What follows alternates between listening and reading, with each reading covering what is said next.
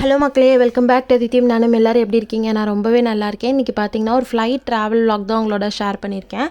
ரீசெண்டாக பார்த்தீங்கன்னா நானும் பாப்பா வந்து சென்னையிலேருந்து தூத்துக்குடி வந்து ட்ராவல் பண்ணியிருந்தோம். அந்த vlog தான் ஷேர் பண்ணியிருக்கேன். vlog மட்டும் இல்லாமல் ஒரு இண்டிகோ டொமஸ்டிக் ஃப்ளைட்டோட எல்லா இன்ஃபர்மேஷனும் வந்துட்டு ஷேர் பண்ணியிருக்கேன். ஃபஸ்ட் டைம் ஃப்ளைட் ட்ராவல் பண்ணுறீங்க, இல்லாட்டி உங்களுக்கு நிறைய என்னென்ன டவுட்ஸ் இருக்கோ அது எல்லாமே வந்துட்டு இதில் கிளாரிஃபை ஆகிடும்.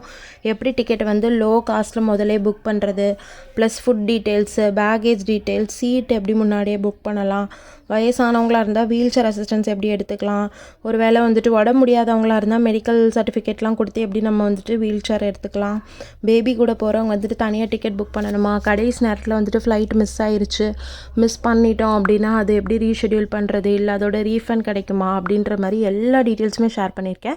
ஸோ அது வீடியோ வந்துட்டு ஸ்கிப் பண்ணாமல் பாருங்கள். வீடியோக்குள்ளே இப்போ நம்ம போயிடலாம். நான் போனது பார்த்திங்கன்னா early morning 5:45 flight.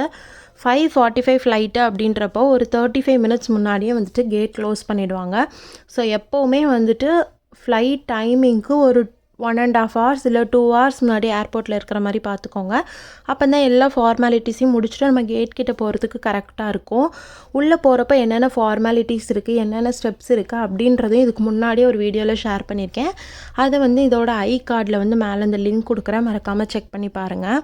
So first பார்த்திங்கன்னா ஃப்ளைட் டிக்கெட் வந்து எப்படி கம்மி ரேட்டில் புக் பண்ணுறது அப்படின்றது தான். கம்மியாக உங்களுக்கு டிக்கெட் கிடைக்கணும் அப்படின்னா 2 டைப் நீங்கள் பண்ணலாம். ஒன்று வந்து என்னென்னா ஒரு மாதம் 1.5 மாதம் முன்னாடியே புக் பண்ணுறப்போ கண்டிப்பாக வந்துட்டு கம்மி ரேட்டில் வந்துட்டு உங்களால் டிக்கெட் புக் பண்ண முடியும். இன்னொன்று பார்த்திங்கன்னா ஏர்லி மார்னிங் ஃப்ளைட் நீங்கள் புக் பண்ணிக்கலாம். இப்போ ஏர்லி மார்னிங் ஃப்ளைட் வந்துட்டு 5,000 அப்படி இருக்குன்னு வைங்களேன். ஒரு 12 o'clock 10 o'clockலாம் பார்த்திங்கன்னா 7,000 9,000 12,000 வரைக்குமே இருக்கும். ஸோ உங்களுக்கு டிக்கெட் கம்மி ரேட்டில் கிடைக்கணுன்னா ஒன்று முன்னாடியே புக் பண்ணிக்கோங்க. அப்படி இல்லாட்டி காலையில் ஒரு 5 மணி ஃப்ளைட் புக் பண்ணிங்க அப்படின்னா கண்டிப்பாக வந்துட்டு ப்ரைஸ் வந்து கம்மியாக தான் இருக்கும். லக்கேஜ் டீட்டெயில்ஸ் பார்த்திங்கன்னா 7 கிலோ வரைக்கும் ஹேண்ட் லக்கேஜ் எடுத்துகிட்டு போகலாம், 15 கிலோ பேகேஜ் எடுத்துகிட்டு போகலாம். ஒவ்வொரு ஃப்ளைட்டை பொறுத்தும் இந்த கேஜிஸ் வந்து டிஃபர் ஆகும். ஸோ நீங்கள் டிக்கெட் புக் பண்ணுறப்பவே வந்துட்டு உங்களுக்கு பேகேஜ் அலவன்ஸ் எவ்வளோ இருக்குதுன்னு பாருங்கள். சப்போஸ் எக்ஸ்ட்ரா எடுத்துகிட்டு போகிற மாதிரி இருந்துச்சு அப்படின்னா அதுக்கு பே பண்ணி வந்துட்டு எக்ஸ்ட்ரா 1 கிலோக்கு இவ்வளோன்ற மாதிரி இருக்கும், அதை பே பண்ணி நீங்கள் புக் பண்ணிக்கோங்க. அடுத்து பார்த்திங்கன்னா ஃபுட்டு 1.5 மணி நேரம் ஃப்ளைட்டுன்றதுனால ஸ்நாக்ஸ் மாதிரி தான் வந்துட்டு ப்ரொவைட் பண்ணுவாங்க.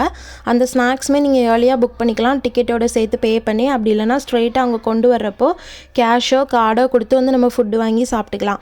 நெக்ஸ்ட்டு விண்டோ சீட்டோ இல்லை விங்ஸ் தெரிகிற மாதிரி சீட்டு, இல்லை ரிக்ளைன் பண்ணுற மாதிரி ஃப்ரண்ட்டில் பேக்கில் சீட்ஸ்லாம் வேணும் அப்படின்னு நினச்சிங்கன்னா டிக்கெட் புக் பண்ணுறப்பவே ப்ரையாராக சீட்டும் செலக்ட் பண்ணிக்கோங்க. அப்படி இல்லைனா செக்இன் பண்ணி போர்டிங் பாஸ் எடுப்பீங்க இல்லையா, அப்போ கூட வந்து சீட் செலக்ட் பண்ணி அதுக்கு பே பண்ணி பிளாக் பண்ணிக்கலாம் சீட்ஸு. அப்புறம் பார்த்திங்கன்னா ரெஸ்ட் ரூம் ஃபெசிலிட்டி இருக்குமானா கண்டிப்பாக இருக்கும். சீட் பெல்ட் சைன் ஆஃபில் இருக்கிறப்ப நீங்கள் கண்டிப்பாக வந்து ரெஸ்ட் ரூம்ஸ் யூஸ் பண்ணிக்கலாம். அப்புறம் லாஸ்ட் வீடியோலேயே ஒருத்தவங்க கேட்டிருந்தாங்க, எனக்கு வயசாயிருச்சு, அங்கே யாரும் ஏர்போர்ட்டில் எனக்கு ஹெல்ப் பண்ணுவாங்களா அப்படின்னு.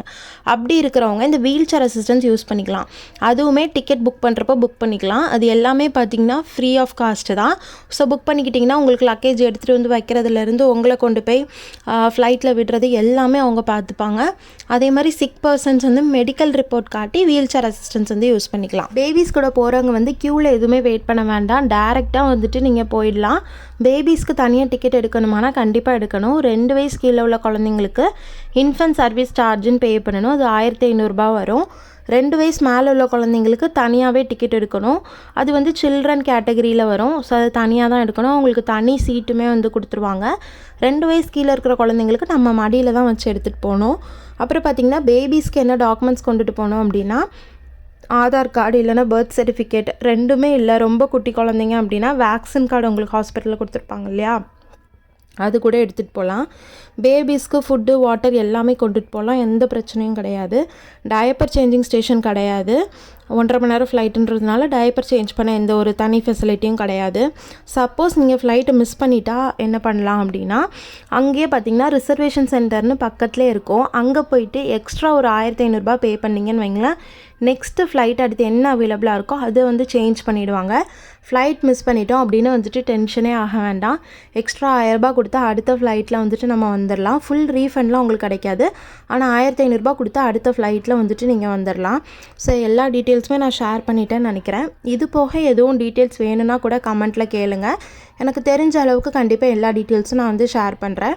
நம்ம சேனல்லே பார்த்திங்கன்னா டிக்கெட் எப்படி மொபைலில் புக் பண்ணலாம் அப்படின்ற ஒரு வீடியோவும் இருக்குது. ஏர்போர்ட்டுக்குள்ளே வந்ததுக்கப்புறம் என்ன ஃபார்மாலிட்டிஸ்லாம் இருக்குன்ற வீடியோ கூட இருக்குது. ஸோ அதுவும் வேணும்னா செக் பண்ணி பாருங்கள்.